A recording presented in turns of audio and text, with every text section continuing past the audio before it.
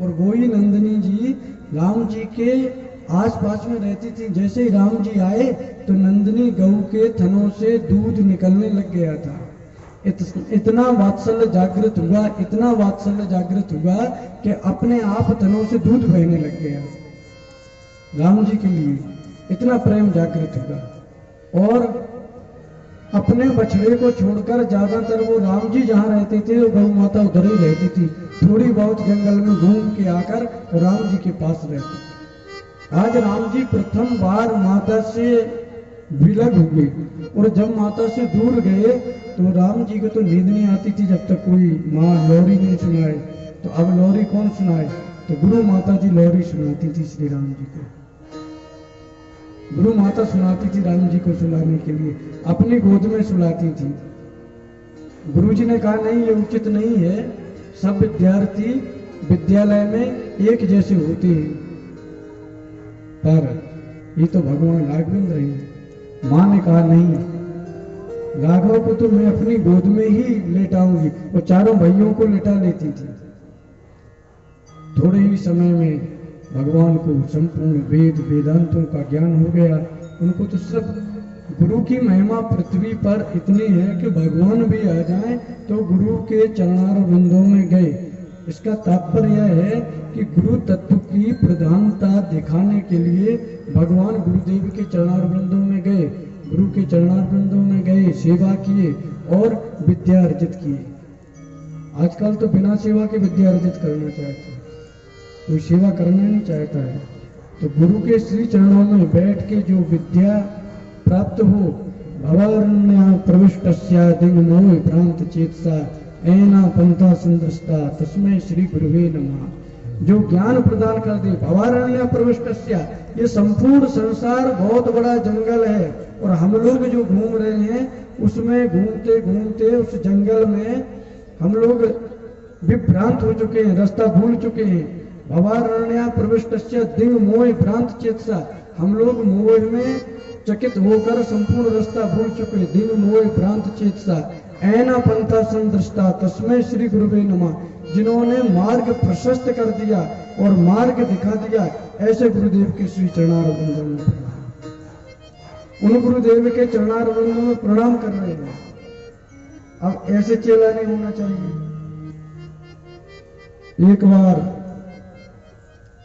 गुरुजी ने अपने चेला से कहा कि बेटा वो गैया छोड़ देना। सो चेला ने पता क्या कहा? चेला ने कहा कि गुरुदेव आप जैसे ब्रह्मज्ञानी तत्ववेता गुरुजी के रहते हुए कहीं जीव को हम बंधन से मुक्त कर सकते? किसी को बंधन से मुक्त करने में हमारा सामर्थ्य क्या है? वो गैया तो आप ही गुरुदेव छोड़ सकते हो। और गुरुजी ने चेला से कुछ नहीं कहा, गुरुजी ने गैया भी छोड़ दी। फिर गुरुजी ने कहा, भीतर बैठे थे, बोले बेटा पानी आने बरस रहा है कि नहीं देखना। तो बोला गुरुजी ये बिल्ली आपके बगल में बैठी, इस पे हाथ फेर के देख लो, अगर ये गीली होगी तो पानी बरस रहा है और सूखी होगी तो नहीं बरस रहा है। और गुरुजी ने कहा अच्छा, विचित्र चेला मिल गया।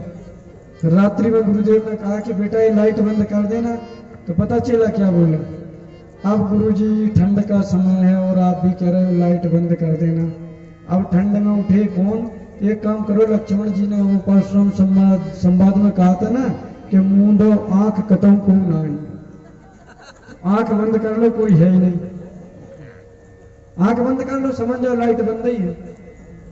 जैसे शास्त्री जी आंख बंद कर लेते, फिर अब आंख बंद कर लेंगे गाय में, तो कोई देख ही नहीं रहा है? ये सोचा है कोई देख नहीं रहा है, अब हमें जो करना है हम अपने मन की करते रहे, कौन पूछ रहा है?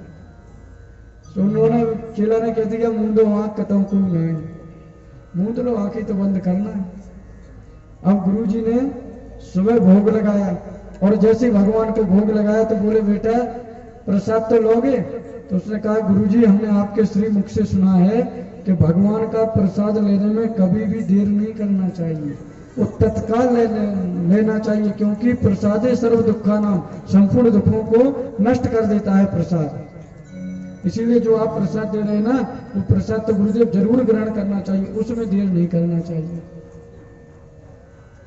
फिर एक और गुरुजी थे, बोले बेटा तुलसी ले आओ चेला से। तो पता चेला बोला कि गुरुजी तुलसी, हम तो गुरु जी जानते नहीं। तब तक दूसरा चेला खड़ा था, बोला वही जो केर के पत्ता जैसी होती बड़ी बड़ी, कि गुरु जी हमसे नहीं कहते। उसने कहा कि इसने तो टाल दी कि हम जानते ही नहीं। गुरु जी ने कहा रुको बेटा, हम बता रहे हैं। बोले केर के पत्ते जैसी हुई वो।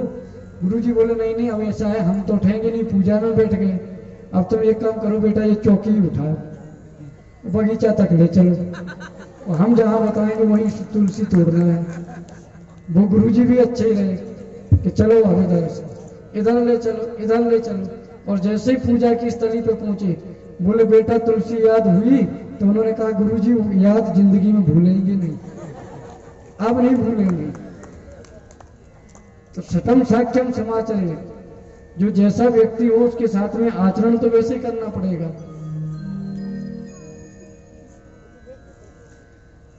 तो भगवान श्री राम जी ने विद्या अध्ययन किया। विद्या अध्ययन के उपरांत श्री अवध में आए। अवध में भगवान श्री राम जी का बड़ा ही स्वागत सम्मान हुआ, और श्री राम जी का स्वागत सम्मान हुआ। अयोध्या जी में रहने लगे। पावन मृग मारे जिय जानी, धनु प्रति नृपय दिखावे यानी। और भगवान राम जी ने आखेट कीड़ा भी की, और आखेट कीड़ा की और मृगों का वध करते थे। राम जी भी शिकार करते थे। अब आप लोग कहोगे कि बताओ राम जी शिकार करते थे तो चलो हम और बढ़िया करें, हम और अच्छे से करें। पावन मृग मारे जिय जानी, दिन प्रति नृपय दिखावे यानी। भगवान राम जी उन मृगों को मारते थे जो मारने योग्य हो चुके थे। कृष्णा नाम के जो मृग होते हैं, जो वृद्ध अवस्था को प्राप्त हो जाते हैं मृग, उनको राजा को मार देना चाहिए। अगर उन मृगों को राजा नहीं मारेंगे तो उनको अपराध लगता है। कृष्णा मृग चर्म, और उनके चर्मों को एकत्रित करके रखते थे। जब ऋषि मुनि वलकल धारण करते थे तो वो ऋषि मुनियों को भेंट स्वरूप में देते थे। जैसे आप लोगों के घर जाए ना तो वस्त्र देते हैं, तो वो बलकल जो धारण करते थे तो बलकल देते थे ऋषि मुनियों को। इसीलिए पावन मृग मारे जिय जानी। और राजा का दायित्व बनता था, यह हमारा देश कृषि प्रधान देश है, और जो कृषि प्रधान है, अगर उन वन्य जीवों को राजा नहीं मारता तो संपूर्ण कृषि नष्ट कर जाते वो वन्य जीव, इसीलिए उनको मारना पड़ता था। दूसरी बात, जब वो मृग बूढ़े हो जाते हैं तो उनके हड्डी पैरों में बहुत दर्द होता है, इसीलिए वो राजा को श्राप देते हैं। इस उद्देश्य से मारना पड़ता है। और राम जी दिखाते इसलिए थे कि पूज्य पिताजी आपको इसलिए दिखाए जा रहे हैं, कहीं मैंने आवध करने योग्य मृग को तो नहीं मार दिया, इसीलिए दिन प्रति नृपय दिखावे आनी। और पावन वो इसलिए थे कि जिस मृग चरम पर बैठकर संत महात्मा जप करेंगे, तपस्या करेंगे, तो उनकी मुक्ति तो स्वाभाविक है। उनकी मुक्ति कौन रोक सकता है? बताओ, कोई रोक सकता है? उनकी मुक्ति नहीं कोई रोक सकता है।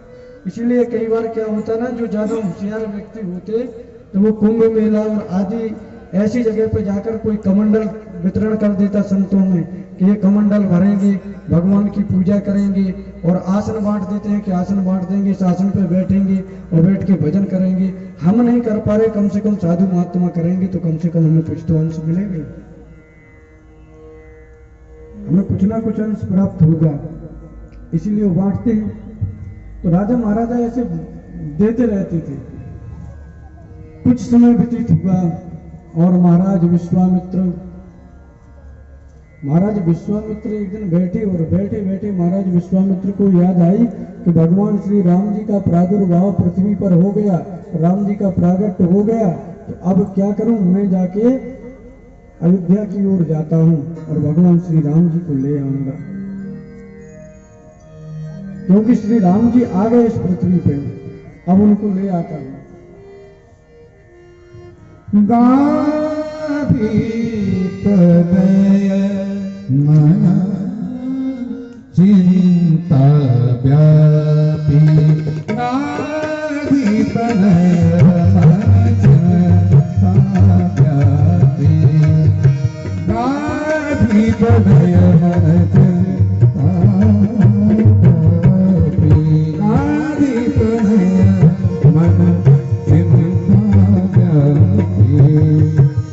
हरि